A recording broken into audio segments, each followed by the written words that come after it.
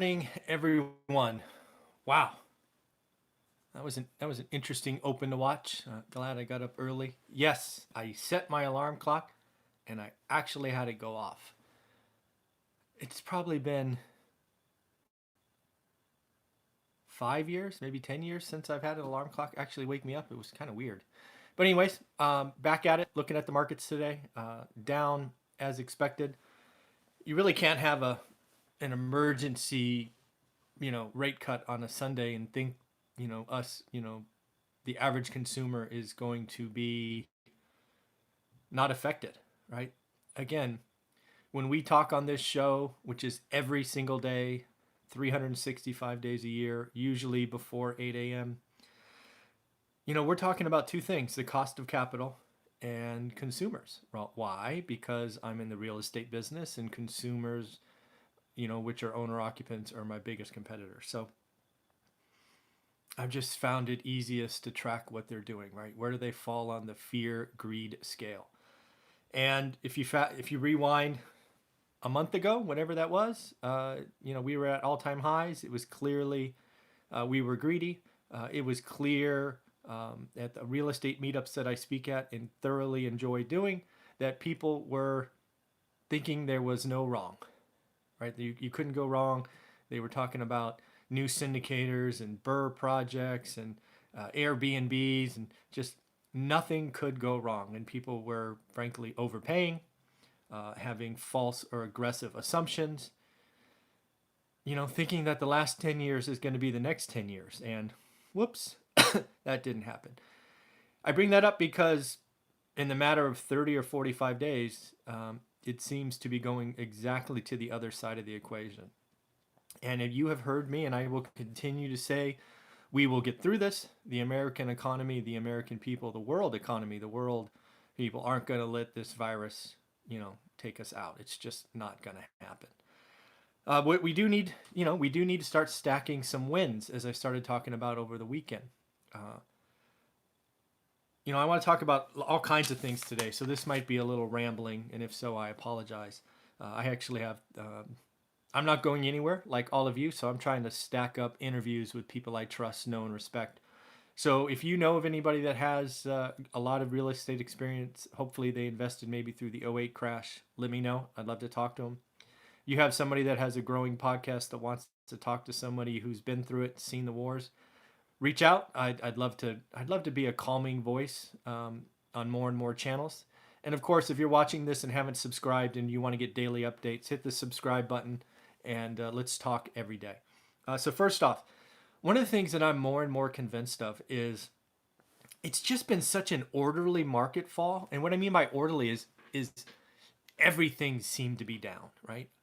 Originally, when we talked about this, and you can go back and listen to these daily shows, I was like, doesn't seem like we have fear yet. What's going on? Why is everything down the same? I'm now convinced over the weekend, after researching this a little bit, is what we're having the ETFs and index washout. And I'm sure most of you know, but basically an index or an ETF is a collection of individual stocks put into this umbrella entity. Think the Qs, SPY, whatever you want it to be. And, you're buying one thing. And hi, Hector, good morning. And what's happening now is we have, as Jim Cramer used to call us, the home gamers, right? You and I, we're hitting the sell button. But what I couldn't pick up for the last 2 or 3 weeks is everything's going down, right? So, a couple of things. I think this week, I'm actually hoping, and hopefully you hear me on this, I'm hoping this week is capitulation. I hope we have all the washouts. I hope it's red, red, red, red, red, because I know that we can't go up and we can't heal until we have a bottom, and we don't have a bottom yet. I think the bottom is below the 2018 December low. I think it's probably significantly below that. So again, don't hear me wrong. I want the bottom so we can get back. And the faster we get there, the faster we get back. I still think tech hasn't been hit yet. We need some big tech companies to come out and say, you know what? Our year is over. We're not going to get there. Kumbaya. We're laying off. Whatever it is. Until tech cracks, and probably cracks in a big way, we're not going to get out of this. Hardware is not getting made and shipped. Supply chains are broken, and complex sales cycles for software are not happening. So let's just be honest with ourselves, suffer the short-term pain so that we can go back. And the reason I think ETFs and index funds are causing all this pain is we've heard about it for years if you were paying attention. Good morning, everyone.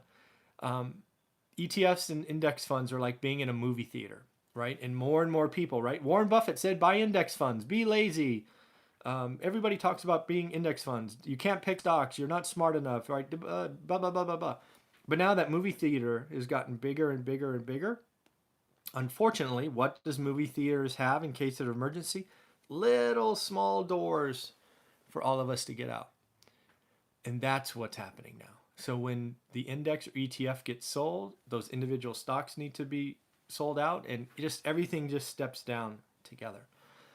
So that's happening. I think it's going to get worse before it gets better. But in this, you have an opportunity. I don't think buying index funds or ETFs is the answer today. Absolutely not. I think they're going to get crushed, just like all of the silver, gold ETFs.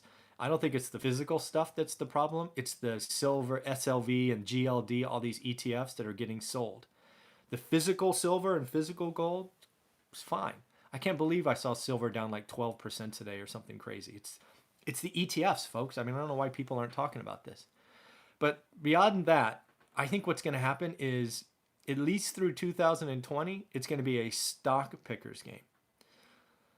So it's going to be, okay, yeah, cash flow, right? So what stocks maybe have a dividend that's worth keeping, right? When the bank now is zero for all intents and purposes.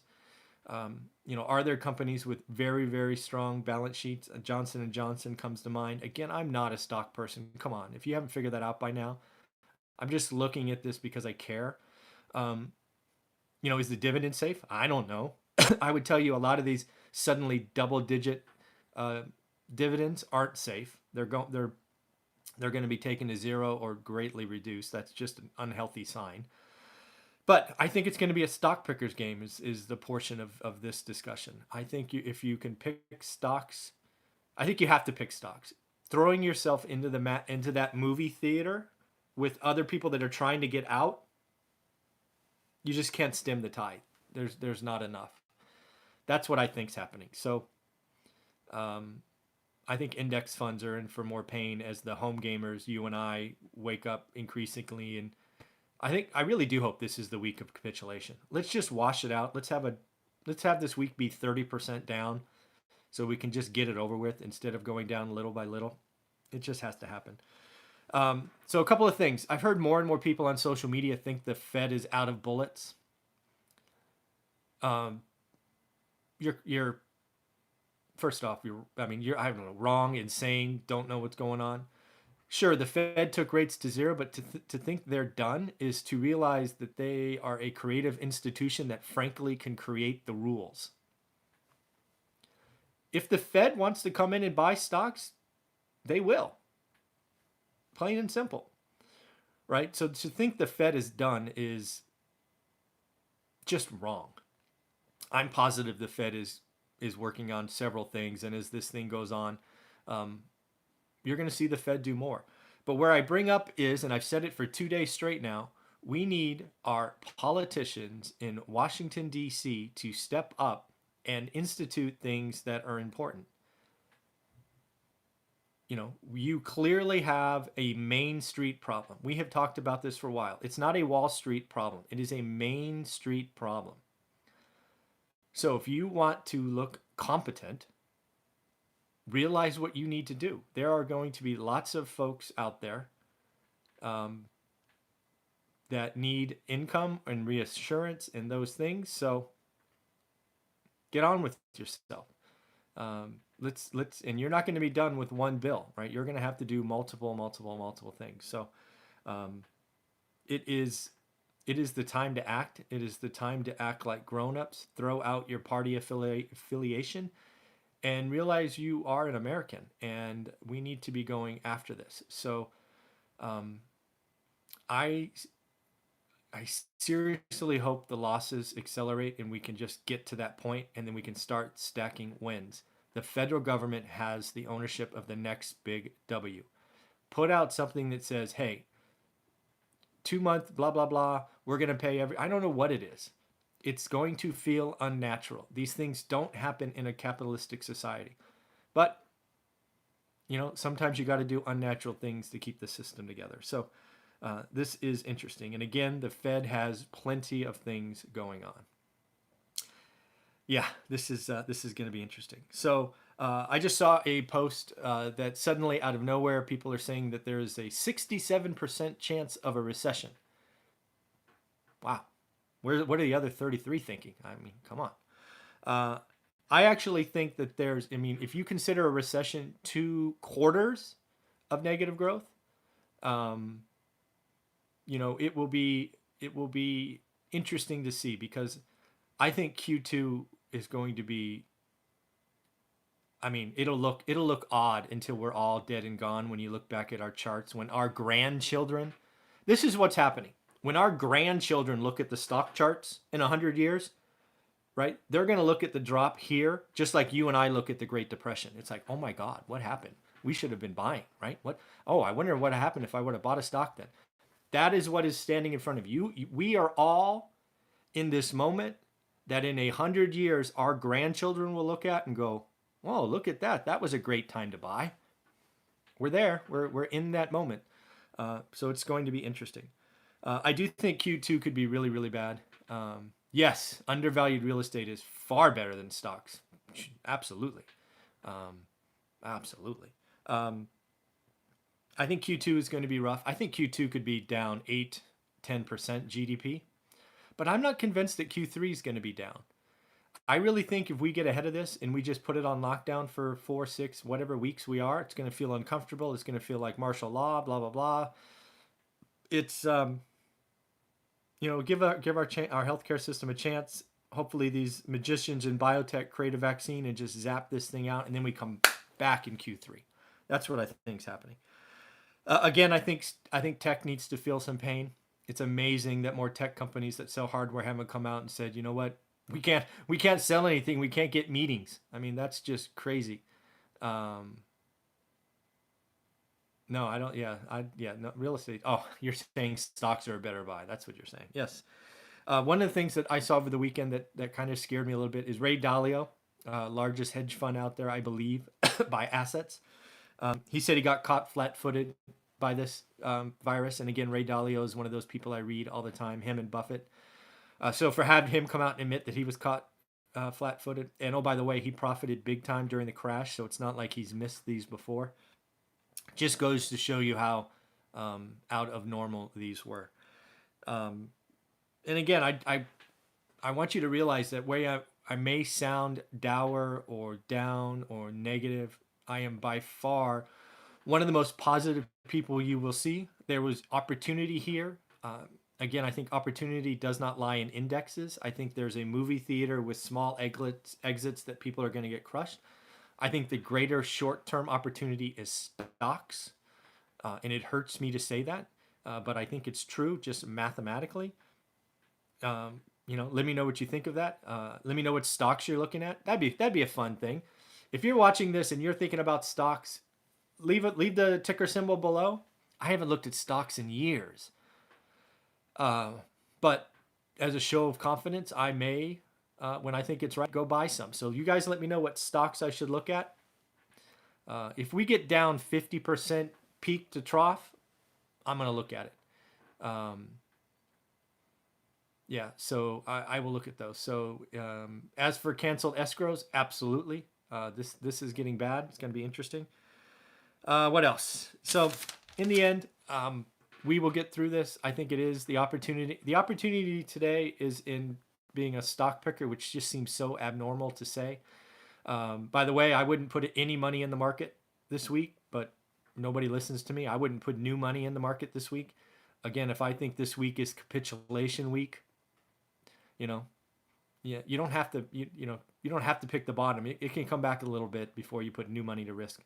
Let's stay liquid. So in the end, I'm really excited about the future. Again, if you don't know what I'm talking about, go look at a chart of stocks back to 1920 or whatever you want. And you'll notice that one of the best times to buy stocks was at the Great Depression. I believe our grandchildren are going to look at charts much the same way. Yes, and please do not gamble with emergency funds. If that is, don't you dare take something out of emergency funds just because some stupid guy on YouTube said go buy a stock. That's not what I'm saying. I'm not saying that. So in the end, um, feel good. We got to get to the bottom to get out of this. Short and deep recession is or down is going to happen. I think Q2 is going to be something we talk about for years as the downtime. Let's see what this says. Down from 335 to 120, as low as 102 today. Yeah, maybe I'll look at that. So in the end, folks, have a wonderful day. Remember, the stock market doesn't impact your family's health and happiness. Have a dinner, have a meal. Let's flatten the curve together. The sooner we get through this, the better for all of us. I would love the day we don't talk about this anymore. And remember, there will be huge, huge life-changing opportunities out there, and we just got to get there. Have a wonderful day. Take care. I have several interviews today that will be recorded and uploaded today because that's just how I roll. Take care, everyone. Bye.